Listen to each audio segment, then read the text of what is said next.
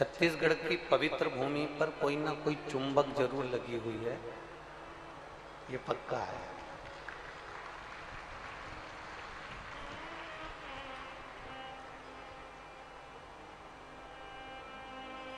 शिव भक्त नियम लेते हैं कि हमें 5 कथा सुनना है पंडाल में बैठकर। शिव भक्त नियम लेते हैं कि हमें पंडाल में बैठकर 5 कथाएं श्रवण करना है। 5 कथाओं को सुनने का नियम लोग बनाते हैं। पर यह छत्तीसगढ़ की पवित्र भूमि ऐसी है कि लगातार अभी बैसाख महीने में एक कथा कुरुद में हो जाएगी, फिर वापिस 26 तारीख से शायद अमलेश्वर की कथा प्रारंभ हो जाएगी। तो ये तो छत्तीसगढ़ वालों के लिए भगवान देवादिदेव महादेव हम कहते हैं ना, जैसे छत्तीसगढ़ की भूमि पर कोई चुंबक लगी हुई है जिससे वो महादेव को खींच लेते हैं, शिव जी को अपने करीब में ले। और तेरी कृपा बिना न हिले एक भी अणु, लेते हैं श्वास तेरी कृपा से तनु तनु। बखान क्या करूं मैं राखों के ढेर का, चपटी बलोत में खजाना कुबेर का। गंगाधार मुक्ति द्वार ओंकार तू, भोले ओंकार तू। आयो शरण तेरा शंभु तार तार। बखान क्या करूं मैं राखों के का, चपटी भभूत में खजाना कुबेर का। ये शिव तत्व, ये भगवान शंकर की कथा, ये शिव महापुराण की कथा यदि बैसाख महीने में आप श्रवण करने के लिए बैठे हो और पूरा विश्व आस्था चैनल के माध्यम से लोग जो अपने घर में बैठकर मोबाइल पर, फेसबुक, यूट्यूब पर इस कथा को श्रवण कर रहे हैं। आज जानकी नवमी के साथ में कथा प्रारंभ हो रही है। इस कथा के मध्य में प्रदोष का व्रत भी पड़ेगा और बीच में प्रदोष भी पड़ेगा। तो जरा विचार करिए कि छत्तीसगढ़ वालों का पुण्य कितना प्रबल है कि जानकी नवमी से कथा प्रारंभ हो रही है, प्रदोष बीच में पढ़कर कथा आगे बढ़ रही है।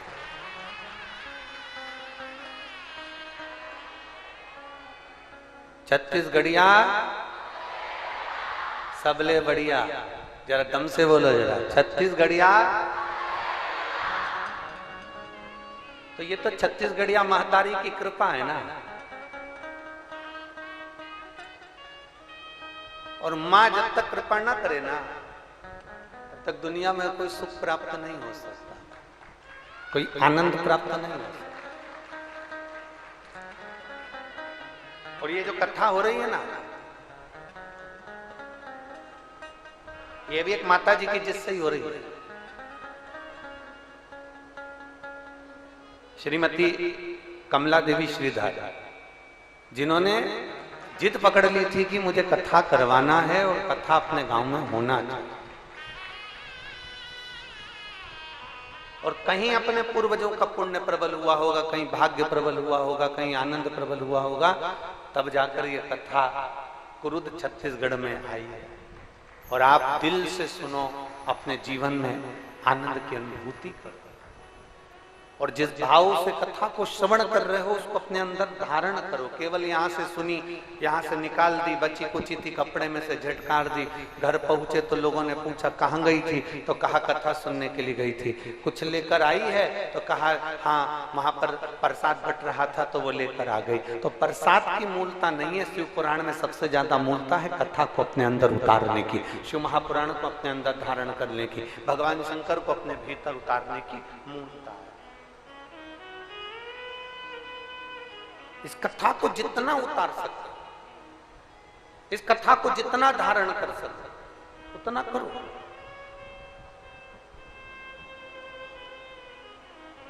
आप अपनी जिंदगी में जितना शिव महापुराण को उतार सकते उतना उतारो।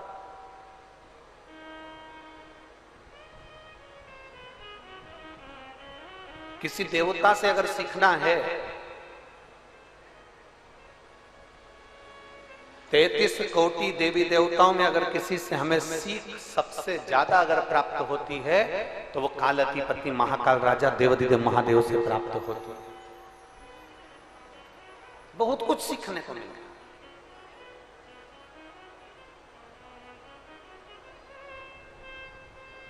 और कथा जो क्रूद में चल रही है इसका नाम है गौरी शंकर शिव महापुराण की कथा। जब हम अपने मुख से पंचाक्षर मंत्र का जाप करते हैं, नमः शिवाय बोलते हैं, तो शंकर जी को नमन होता है। जब हम अपने मुख से षडाक्षर मंत्र का जाप करते हैं, ओम नमः शिवाय कहते हैं, तो शिव जी को प्रणाम होता है।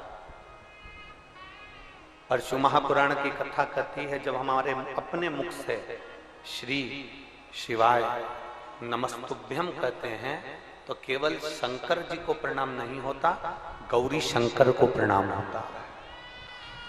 केवल एक शिव जी को प्रणाम नहीं, केवल एक देवाधिदेव महादेव को प्रणाम नहीं, यहां गौरी शंकर दोनों को प्रणाम। श्री मतलब देवी, श्री मतलब माता, श्री मतलब शक्ति, और शिवाय शंकर। श्री जम के बोलो, श्री शिवाय नमस्तुभ्यम, अर्थात हम पार्वती शिव, गौरी शंकर, माता पिता, देवी देव, हम दोनों को एक साथ प्रणाम कर रहे हैं। श्री शिवाय नमस्तुभ्यम बोलना मतलब, इसलिए तो शिव महापुराण की विद्येश्वर संहिता में लिखा कि मात्र इस शब्द को बोलने वाला, श्री शिवाय नमस्तुभ्यम बोलने वाला, इस शब्द का जाप करने वाला, इस शब्द का बोलने वाला, इस शब्द का उच्चारण करने वाला, श्री शिवाय नमस्तुभ्यम को बोलने वाला, शिव महापुराण की कथा कहती है मात्र इस शब्द को बोलने वाले के मात्र मुख का दर्शन कर लो तो शिव महापुराण कहती है हजारों अश्वमेध यज्ञ का पुण्य फल प्राप्त हो जाता है। हजारों अश्वमेध यज्ञ का पुण्य फल मिल जाता है।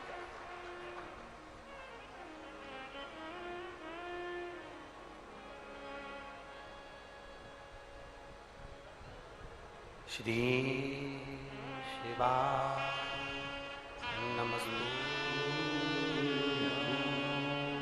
श्री शिवाय नमस्तुभ्यं,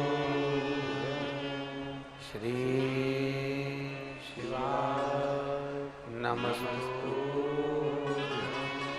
श्री शिवाय नमस्तुभ्यं। केवल जब हम श्री शिवाय नमस्तुभ्यम कहते हैं तो माता पार्वती और भगवान देवाधिदेव महादेव, शिव और पार्वती दोनों को नमन, दोनों को प्रणाम। ये बक्से ना चल रहा है सर, चल रहा है। शिव और पार्वती दोनों को नमन हो जाता है।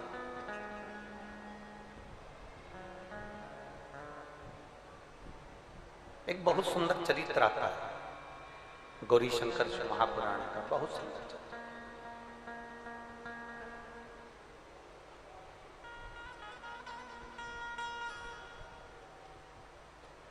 स्त्री नारी जब भगवान देवाधिदेव महादेव के मंदिर में, हमने ये बात पहले भी कथाओं में कही है, हमने ये पहले भी कथाओं के माध्यम से आप लोगों को कहा, पहले भी वर्णन किया। जब कोई स्त्री, जब कोई नारी, जब कोई बहन, जब कोई बेटी, जब कोई मां भगवान शंकर के मंदिर में जाकर एक लोटा जल समर्पित करती है।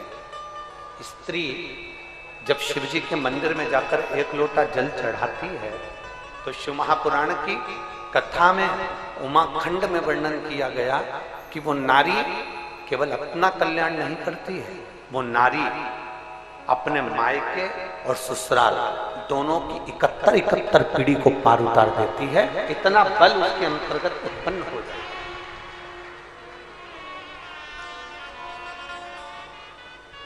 कोई पुरुष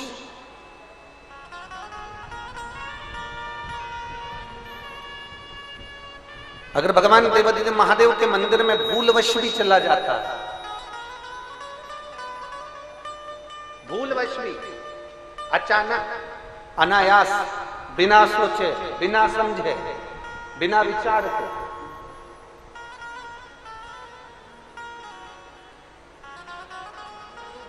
तो भी मेरा देवादिदेव महादेव अपनी करुणा करता है। और ये चरित्र हमारे भीतर है। देवराज नाम का ब्राह्मण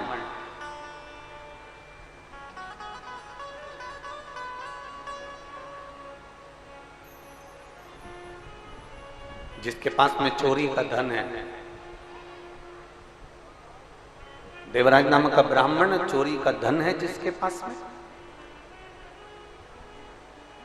और उस चोरी के धन को लेकर अचानक अनायास बिना सोचे, उसने नहीं सोचा था कि मुझे शंकर के मंदिर में जाना, उसने विचार नहीं करा था कि मुझे शिव जी के मंदिर में जाना,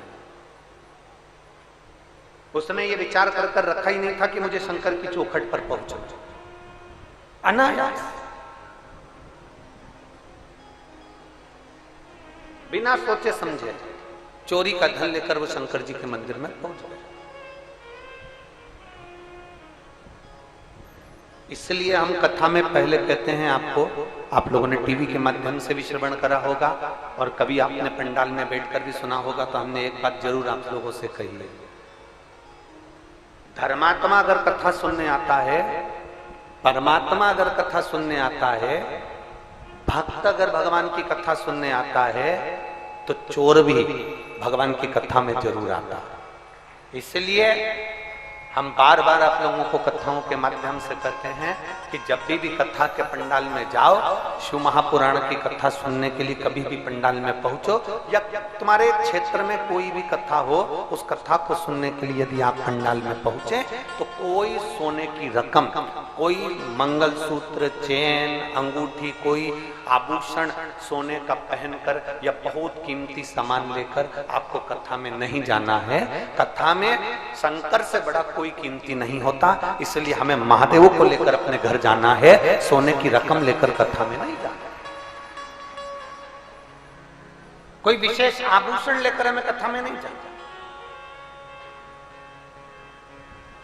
कोई विशेष कीमती सामान लेकर हमें कथा में नहीं पहुंचना। हमें तो देवादिदेव महादेव की कथा को श्रवण करने के लिए जाना है। हमें भगवान देवादिदेव महादेव का पवित्र चरित्र श्रवण करने के लिए जाना, और उससे ज्यादा कुछ नहीं। और तेरी कृपा बिना न हिले एक भी अणु, लेते हैं श्वास तेरी कृपा से तनु तनु। अब शिव को पाने के लिए जाइए, अब शंकर को प्राप्त करने के लिए, या काय के लिए आए हो? एक कुरुद की भूमि पर आप लोगों की गाड़ियां भी कम से कम कुछ नहीं तो 1 किलोमीटर दूर रुकी होंगी। बोलो सही है कि गलत है? अरे बोलो तो जम के। अब 1 किलोमीटर दूर गाड़ी रुकी है, 100-200 रुपए तो तुमने आने में खर्च करे कि नहीं करे? बोलते जाओ जरा जम के बोलो। करे ना? डीजल भी डलवाया होगा गाड़ी में, पेट्रोल भी डलवाया होगा, फिर कुछ पैसा थोड़ा बहुत खर्च कर कर यहाँ पहुंचे भी होगे।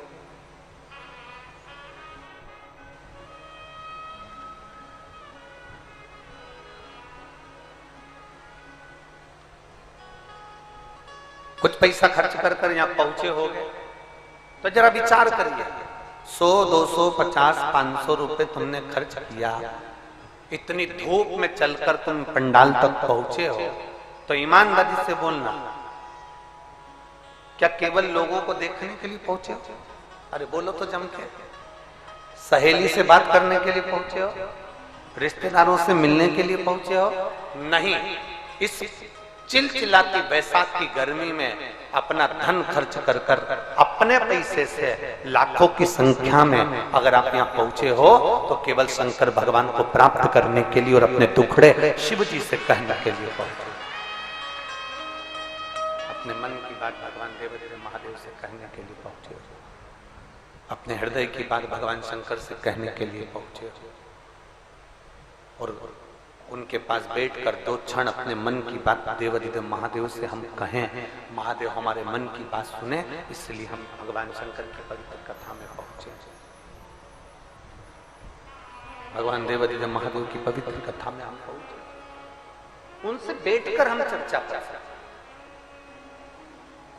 किसी भी बहाने से जाओ पर शिव के मंदिर तक जाओ,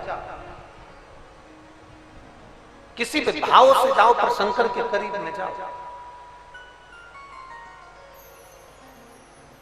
और जब आप शिव के करीब में जाओगे, जब आप शंकर के करीब में पहुंचोगे, शिव महापुराण के नजदीक में जब पहुंचोगे तो भीतर से अपने आप आपके भीतर से शांति का अनुभव अपने आप होने लगेगा, शीतलता का अनुभव अपने आप होने लगेगा।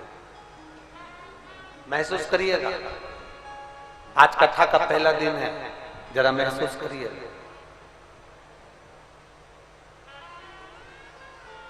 कथा चालू नहीं हुई थी, उसके पहले बहुत तेज चिलचिलाती हुई धूप पड़ रही थी। और महसूस करिएगा, कथा चालू हुई उसके 1 घंटे पहले से मेरे देवादिदेव महादेव ने तुम्हारे ऊपर छत्र की छाया करना प्रारंभ कर दिया। अपने आप आपके ऊपर छत्र छाया करना प्रारंभ कर दिया कि मेरा शिव भक्त आया है, मेरा भक्त आया है, भगवान की आराधना करने के लिए पहुंचा है, शिव तत्व को जानने के लिए पहुंचा है, भगवत भजन करने के लिए पहुंचा है। तो उसने अपने आप आपके ऊपर छाया करना प्रारंभ कर दिया अपने आप।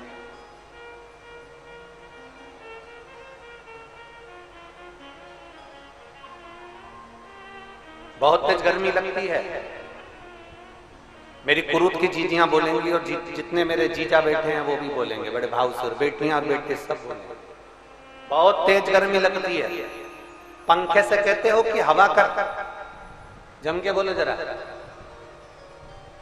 एसी से कहते हो कि मुझे हवा दे, जम के बोलो। नहीं। कूलर से कहते हो कि मुझे हवा दे, नहीं। ना पंखे से कहते हो कि मुझे हवा दे, ना कूलर से कहते हो कि मुझे हवा दे, ना एसी से कहते हो कि मुझे हवा दे।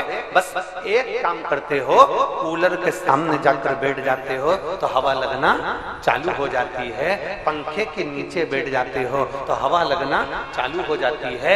एसी के सामने जाकर बैठ जाते हो तो हवा लगना चालू हो जाती है, प्रारंभ हो जाती है। उसी तरह जब तुम्हारी जिंदगी में दुख बढ़ने लगे तो जैसे कूलर के सामने बैठे तो कूलर की हवा लगना चालू होती है, एसी के सामने बैठे तो एसी की हवा लगना प्रारंभ होती है, पंखे के नीचे बैठे तो पंखे की हवा लगना प्रारंभ होती है। उसी तरह जब हम शंकर की कथा में जाकर बैठते हैं या शिव मंदिर में जाकर बैठते हैं तो हमारा दुख अपने आप कटना प्रारंभ हो जाता है। हमारा दुख अपने आप समाप्त होना प्रारंभ हो जाता है, हमारा दुख अपने आप कटना प्रारंभ हो जाता है अपने आप।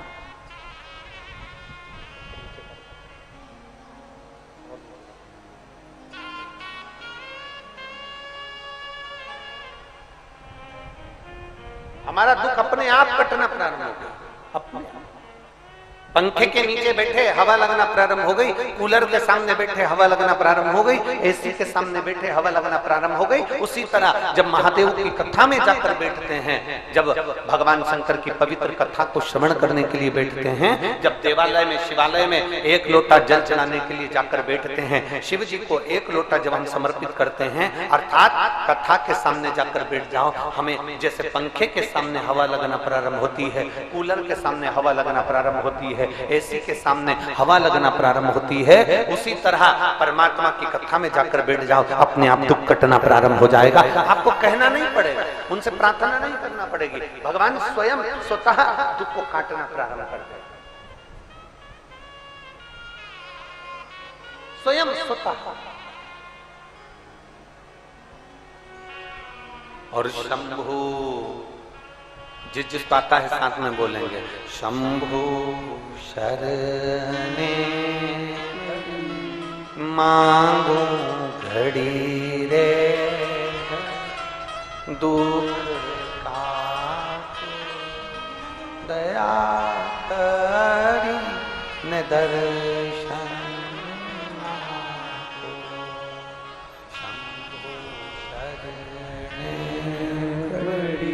मांगो घड़ी रे दुख काटो दया करी दर्शन आपो। इसको स्टॉप करेंगे, सब लोग घूमना बंद होगी, सब हवा बंद होगी, स्टॉप करेंगे, घूम रही है अंदर।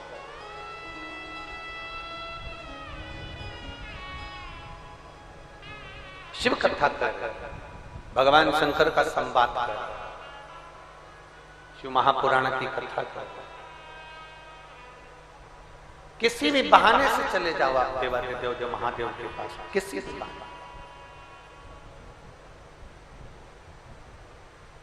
तुम जिस इच्छा से पहुंचे हो वो इच्छा पूरी करने की जवाबदारी शंकर की। तेरे मंदिर में आना मेरा काम है और बिगड़ी बनाना, आप बस इच्छा लेकर चले। रामचरितमानस में कहा, सती माता को लेकर भगवान देवादिदेव महादेव कुंभ ऋषि के पास में गए थे। शंकर जी कौन सी इच्छा लेकर गए थे? राम जी के दर्शन। कथा सुनकर निकले और राम जी का दर्शन हुआ। सती मैया जब कथा में पहुंची तो सती के मन में आ गया था कि इस शरीर को रख कर क्या करूंगी, इसको तो जलाकर भस्म कर दूं, क्या मतलब?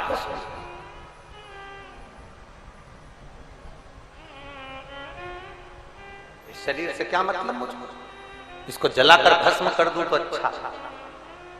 और ये विचार माता सती ने करा और कुंभज बाबा के यहाँ से आने के बाद में दक्ष प्रजापति ने यज्ञ रखा और उस यज्ञ में सती मैया जलकर भस्म हो गई। इच्छा कर गई। शंकर भगवान इच्छा कर गए थे कथा में कि राम जी का दर्शन हो, तो राम का दर्शन हुआ। सती इच्छा कर गई थी कि शरीर छोड़ना है, तो शरीर छूट गया।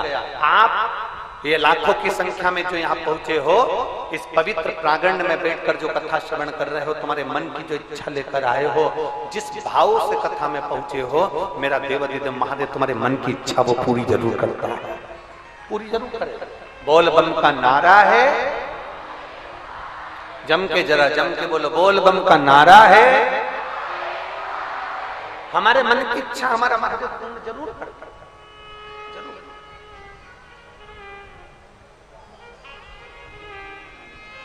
आप जब दिल से पुकारोगे वो दिल से सुनेगा, आप जब दिल से कहोगे तो वो दिल से श्रवण करेगा।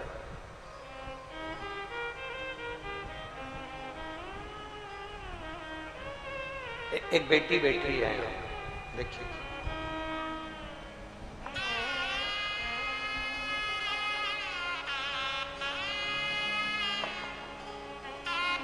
उसने इंजेक्शन,